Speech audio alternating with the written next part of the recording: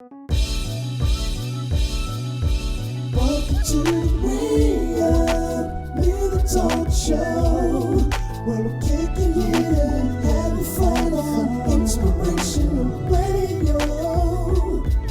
Way Up, the talk show, kicking it and having fun, so turn your radio up. Hey, what's up everybody? Just wanted to give you a quick introduction to this video that I'm about to share with you. It's from a snippet from a show that we did last Friday.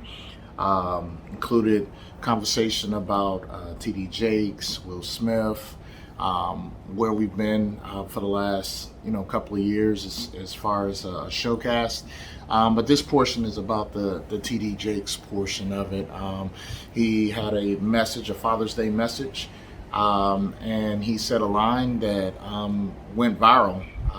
Got some criticism from some people, and we wanted to dive into that. So take a listen to this. As always, subscribe. You don't want to miss a show. We have some really good, we have a lot of fun. We have some really good content, some good things that we want to share with you. So leave a comment, make sure you subscribe, and then I'll get back with you after the show. All right, talk to you later. I see on social media right now, everybody looking for truth. They're looking for something, but they looking for it in this, and we want to burn incense and what's the thing now? What's that? What's that incense that Kyrie be burning on the court now? The sage. Sage. Yeah. Burning the sage. They are looking for something. Don't burn that sage. That sage go in that dress. I'm talking about. He said, "Put that sage in that dress." Put it where it goes. Don't burn it. Put that sage. Dressing. Yeah, man. That sage you set that dressing off. Yeah, you don't not need too a pinch, much though. Yeah, not too much. Just a pinch. Too much say, ooh, it's strong. Yeah, just a pinch. Well, speaking on social media, right? We had this conversation, and I'm gonna play a snippet from Bishop T.D. Jakes. He did a Father's Day message this year, and it was so funny. Me and you was talking. I think we saw the same video. Mm-hmm. You want to share what the video was about? What the lady was saying? It definitely gave me a lot of concern because the lady, basically when she came on, before she introduced the video, she said, "This is yet another reason why I don't go to church and why I won't participate in this type of mess." And then the clip plays, and then she kind of comes back and gives her final talking points or whatever. But it really just, like, I looked at the clip and I was like, you totally took you missed on this. Like, you reaching, you're trying to pull something in or out of this that is not there, and it's very dangerous, for people that don't have an understanding of the church and what it's about, and how we want to be a collective unit. You know what I'm saying? The divide doesn't need to be there, and that's what this message or narrative that she was trying to put forward was creating, a definite divide. I think I will say this. I respect Bishop Jakes because he's one of the most profound, most prolific, articulate speakers. If you ever hear him preach, because I've been sitting on his ministry for years, and he gonna give you straight, no chaser. He gonna put it on you. You might get that shock effect, but if you listen to his word in context, it'll help your life. Because I'm a different person when I started to even now, and even by me coming under his ministry, my family have came. We came with nothing. 2 sisters got a business. Under his ministry, you can prosper and grow. So it's like we didn't have no business where we were at, but under his ministry, 2 of them got 2 businesses. Then we were opening up one out of school now. So he's definitely a progressive pastor. If you sit under him and you want something, you're gonna get something. But if you take a snippet out, he always gonna give you something. He gonna have that mic drop moment. So you can't just listen to that one piece. At least give him the courtesy of playing the whole thing before you take one piece and put it online. Because as a person, very articulate, very profound. I mean, he's gonna put a sermon together. It's gonna make you think years after you heard the sermon. So I'm very cautious when people take snippets or pieces, and it's a piece where you want to take away and run it down when you don't have the totality of the context of where he's coming from. I'm very cautious with stuff. I just take it with a grain of salt because you don't have to agree with people. I don't know why you just don't, scroll by it if you don't like it. But to make this why I don't go to church. Well, you don't go to work either there because the people that work there, you ain't going to the store, you ain't going to the club, you ain't going nowhere if you worry about how people do because people everywhere are going to be people. So you be like, that's why I ain't going to church. But you ain't going to never have no job. That's why I ain't going to work. Well, you ain't going out. That's why I go to the club. You ain't going to go nowhere if you don't deal with people. I'm just saying, you want to say as church people, but you ain't going to work.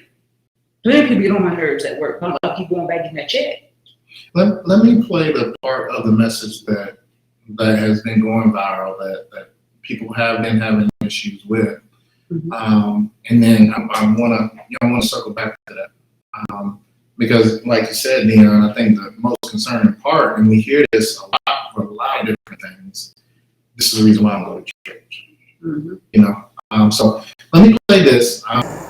Real men pour in. When Adam is created and Eve is pulled out of him, he breaks the divine order because men were designed to pour in when he started receiving from her. If Adam had not allowed Eve to pour into him, sin would have never come into the world. Sin came into the world because Adam broke the order. We were not designed to receive from women. Your self-esteem is compromised when you have to ask your wife for lunch money. I'm not saying you gotta be rich. I'm not saying you gotta be famous. I'm saying that you have got to be the one who pours in, not the one who takes out. When Adam started eating out of his wife's hand, sin came in because the divine order was broken.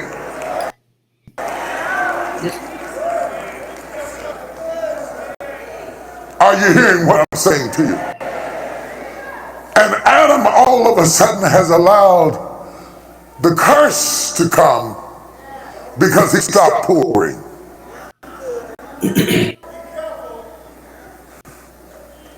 Women, be careful about pouring too much into us.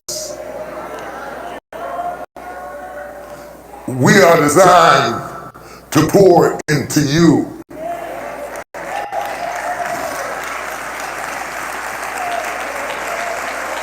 And you are designed to take what we pour into you and increase it and make it better.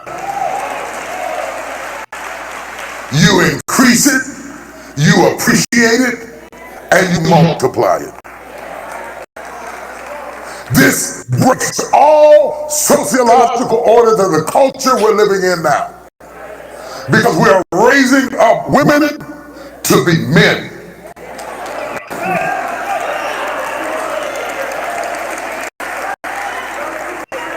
And you are not applauded for your femininity. You are applauded in the contemporary society for how tough, rough, nasty, mean, aggressive, hateful, possessive you are, and you're climbing the corporate ladder, but we are losing our families. So that's the part, right? When he said that, we're raising our women to be tough and rough. And we're not applauding women who have more of a feminine, I guess, nature about themselves. I mean, that's the part that's been jumping around. And so, just to expound more on the young lady, she was like, well, I can cook and clean and go to work and do this and still be this.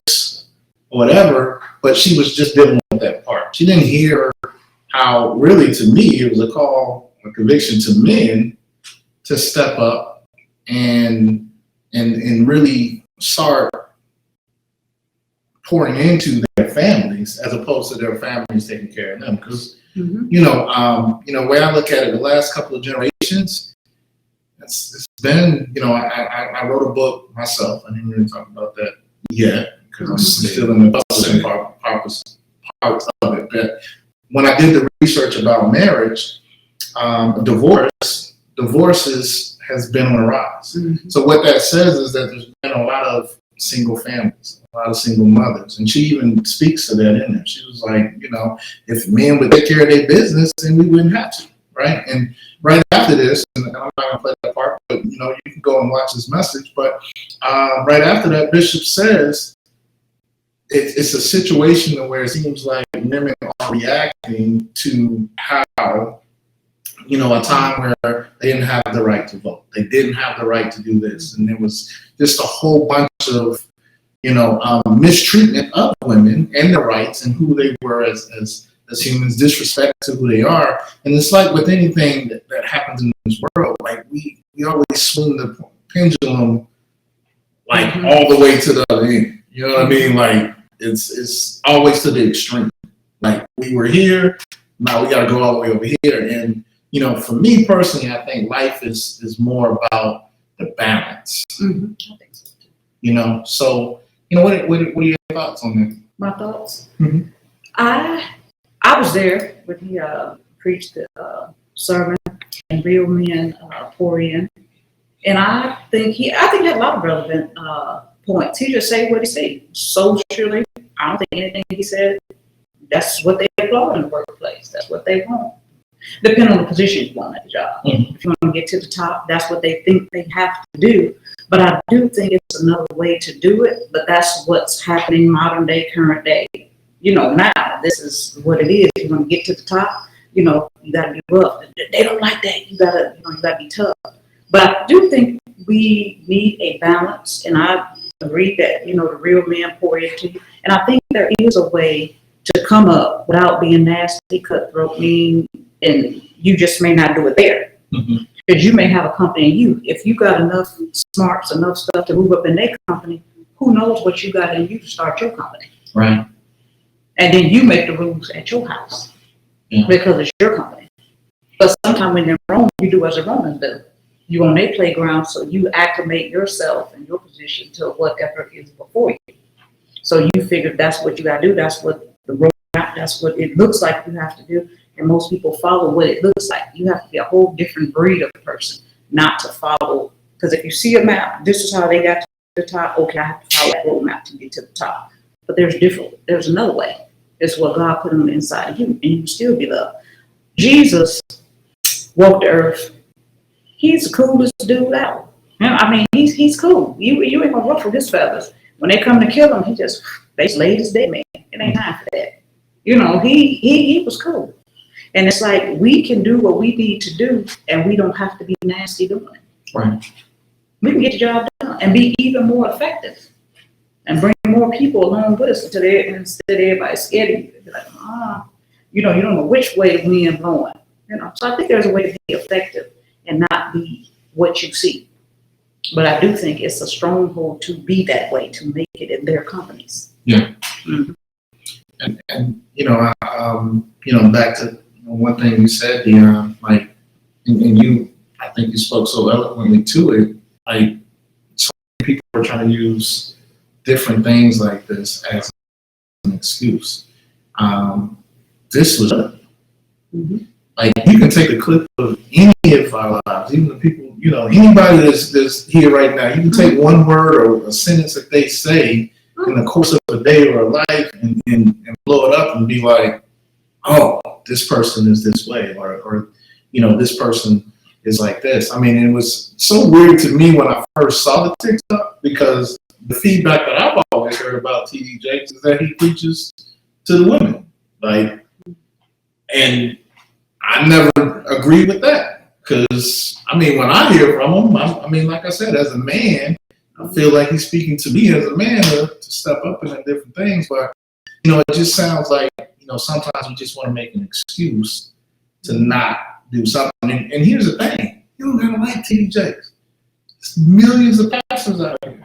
Millions of people that you can go and experience church, the way, you probably need to receive at this particular point. So maybe you just don't like them. But, my issue with stuff like this is the hindrance that it does to the rest of the body or to unbelievers, people who don't know enough. That, one of the comments up here says, the way social media has, a lady posted on this video, the way social media has cherry picked this message, glad I was able to locate the full message and get the clip content, and content, right? If you don't hear the before and the after, people do that with the Bible all the time, scripture. That's true. If you don't know who you're talking to or anything, you just take the scripture And make a whole doctrine out of it. Make a whole doctrine out of it, misuse it. And now we have, additional conflict. So I think that was a big concern for me. And then, again, people like T.D. Jakes seems to be like the lit to try to promote myself.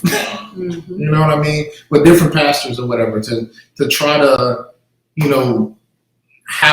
create some type of controversy. And I mean, we got enough controversy in the world in itself, rather than to again go through, a situation like this. So, again, love to hear y'all thoughts about that.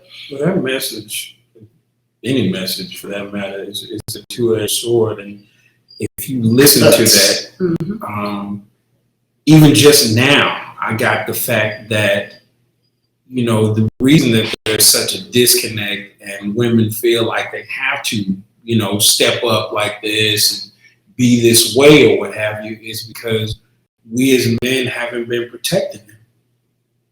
And especially, dare I say, Black men. We don't protect our women in the fact of their emotions and how they feel and how they think and relate to different things. We're very dismissive about a lot of that. And that's a very dangerous place to be because now, because you haven't been protected, you feel like, well, I need to, protect myself. And so you put up defenses. And so when that happens, you're no longer this tender and nurturing being that you're supposed to be.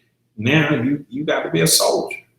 And that's so sad, that women are being thrust in that type of position because they're not being protected. The whole family structure and the dynamic is being, broken down to the point to where it's out of order, as he was saying. It's out of order. It's the woman stepping up first and the man kind of, behind her, kind of co-signing, if you will, when he should be like, hey, this is how we need to move.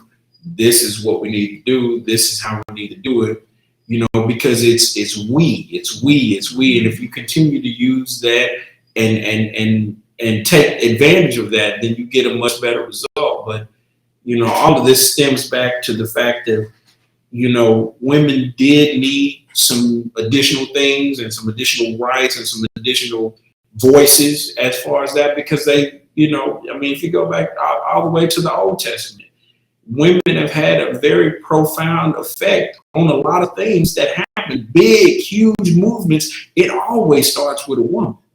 It always starts with a woman. And so because they, have that duty to kind of bring forth these things, you have to put them in a place where they feel safe to do so.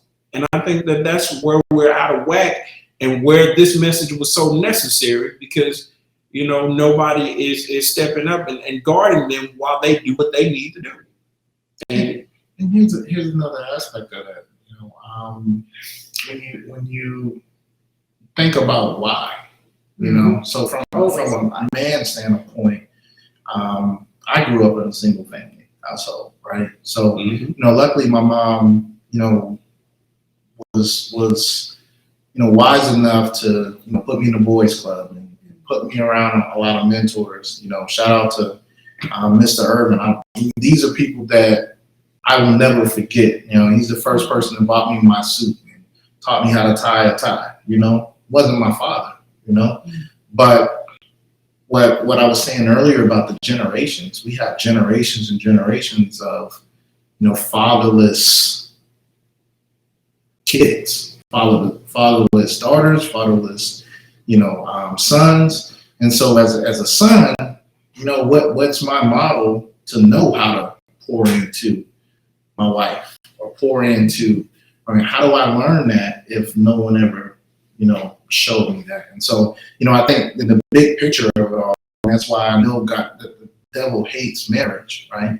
So to me, it's always been this big attack on, the institute of marriage, right? Because it affects the kids. We're having a lot of this conversation because of what happened generations ago.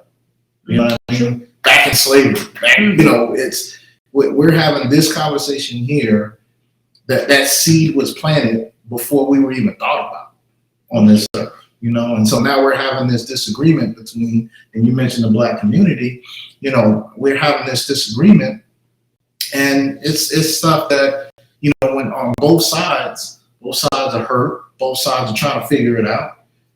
But like I said, I think it's about balance, finding the balance, not always swinging the pendulum so far to the left, so far to the right, with everything, with all of that. It's just something to be mindful of, right? So, I like your call, as fathers, figuring out, reaching back, having conversations. The previous job that I was in, one of the things that I loved about it is I got the opportunity to talk to young men, that were there where I used to be, and I think the older generation, and I think we have a responsibility sometimes to reach out and say, hey man, yeah, you can move faster than me, but let me put you up on some knowledge. Let me let you know, hey, what happens when you go down this road and what happens when you go down this road, because I've gone down this road. And I want to make sure you don't go down this road, So that transparency, that's one way I think, we can start addressing that. But it's important, because that's why we're talking about this right now. Like, and from the women's standpoint, like they didn't have a man in their life to show them what manly love looked like. In a lot of cases, they didn't have that, And so that's when you get these type of responses. This independent, it's a very independent spirit. Like, you can't tell me what to do. Mm-hmm. It's extremes. We're still experiencing the effects of slavery even today. That's why I mentioned blacks, is because we are the only race that has had such a disconnect where men were literally ripped out of the homes. When they came over on the ship, men were ripped this way and women were ripped that way, and they didn't let them really be together. Mm-hmm. And you look at history, ever since then, we've been trying to get back together, but it sometimes feels forced or what have you, because we don't know how to bridge that divide that was created way back then. And that's what is so scary, as now generations later, we still are trying to get back to that point where we're at, where, we were in Africa and we were together, we were a unit. And then we get over here and we rip. And, women had to be strong to endure the abuse that they were taking from the master, from the people out in the fields if they were out there, and even from, men in general, because that's where the term MF comes from, from slavery. Because some of these boys were forced to have sex with their mothers, and that's what they call it. That's where that word comes from. That's true. That's exactly where it comes from. And Never knew that. And How do you know this piece of man, listen, they have this in a dictionary? They don't have it. It's like, you come across things. When you look and you study, and you want to understand who you are and why you are. You seek that kind of stuff. You know what I mean? And I seek to understand and be better than I was, and better than my father and my other predecessors, because, you know, at the end of the day, if we do what they did, we're going to get the results that they got. That's true. And every generation just gets a little bit further away. You know, so And our community deal with a lot of trauma. Women, our responses is traumaful responses because of how we're raised by traumatized parents. Because your parents, you got to make it happen. And when you're not safe, you survive it. And then even when God gets you out of the trauma, it's not happening because your brain was formed in trauma. You still respond to trauma, even though the situation is different.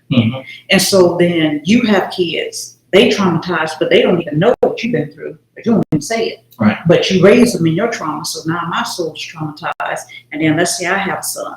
So I'm inflicting trauma onto that child. You don't cry. You don't do that. You just make it up as you go because you're in survival mode. Nobody feels safe because you recreate an unsafe and a traumatized environment. So then you have a man in the corner being quiet because his mom she's traumaful, and she raised him in her trauma. And then he get a wife that's traumatized, or he get a girlfriend that's traumatized. And a lot of times men shut down when they're not safe. Because trauma causes an environment of a man not feeling safe. How can I take the lead? I don't know when you're going to bite my head off. I don't know what you're going to say. I'm raised in trauma. You raised in trauma. We got these trauma responses. So nobody's taking the rightful place because of the trauma. We overreact and they underreacted. yeah, We do too much and they're doing not enough. But we all could help each other if we could address the trauma and say, hey, we need help with our responses and how we talk to men. Because men are very fragile on the inside. Like they say, men are strong, they're on the outside. But a man, they're very fragile. A young boy, like women are stronger inside, I'll say, so to speak, and men are stronger outside. When I say that, you know, if you get a girl and you traumatize them really bad, women usually can work and do better than you traumatize a male child. And then, you know, why is he on drugs on the streets instead of cheat, doing this, raised in the same house? We respond to trauma differently. definitely. Yeah. And so I think we all need help. The women, so they don't traumatize their sons, so we don't keep perpetuating the same cycle and system. And then they go meet a woman that act just like their mom, that responded in trauma. And they're not even having the same trauma that their forefathers had, but they're raised with that traumaful spirit. And then your child is traumatized, but they didn't even have the same experience, but they got your responses because you raised them and you don't deal with it while you're acting how you acting. Right. You said trauma. Hey everybody, I hope you enjoyed that. Really some good conversation. I think some thought-provoking conversation that came from that particular segment. Let me know your comments. Let me know your thoughts. Let me know what you guys want to talk about or what you guys want to hear from the Re-Up moving forward. Let me know who you want us to interview, who you want us to talk to. Really appreciate your support. Again, make sure you go subscribe. Even better than that, tell someone about it. We got some major things happening really soon. And we need a unified body of Christ to make sure that it happens and it happens the way it needs to. So we want to be the platform to help pull a lot of that together. So again, thank you again for tuning in to another episode of the Re-Up. Make sure you go check out the whole show on YouTube, on our website, jagape.com. And again, subscribe and tell someone. All right, love you. I'll talk to you soon.